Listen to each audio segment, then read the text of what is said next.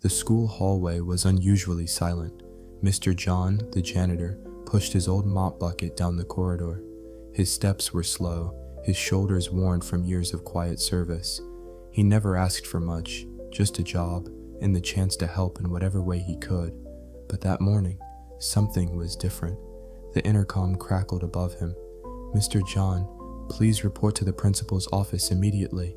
He froze for a moment, uncertain. Had he done something wrong? Heart racing, he wiped his hands on his worn trousers and made his way to the office, unaware of what was about to unfold.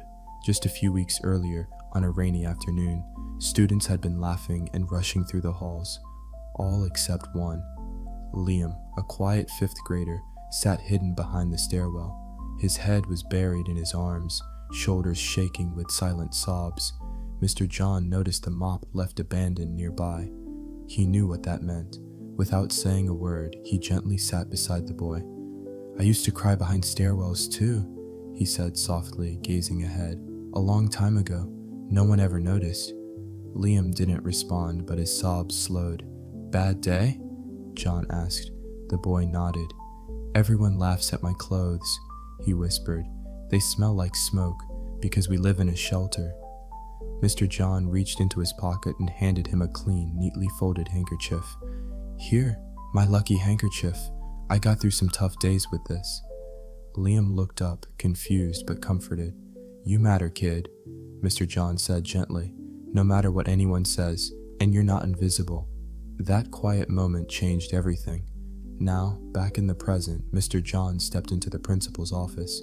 Mrs. Reyes stood behind her desk, her eyes misty. She held an envelope in one hand and a letter in the other. "Do you remember Liam?" she asked softly. "The boy you helped?" John nodded slowly.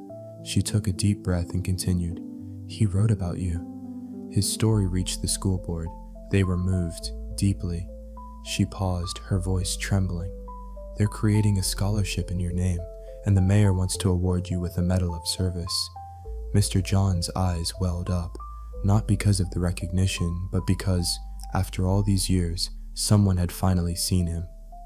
Weeks later, the school gymnasium filled with applause as Mr. John walked onto the stage. Liam stood beside him, still holding the same handkerchief. The boy stepped up to the microphone. "He didn't just clean floors," he said, voice strong and steady. "He cleaned up my heart." The room erupted into a standing ovation. Mr. John smiled humbly and spoke only one sentence. "Sometimes kindness is all we have to give, but it can change everything."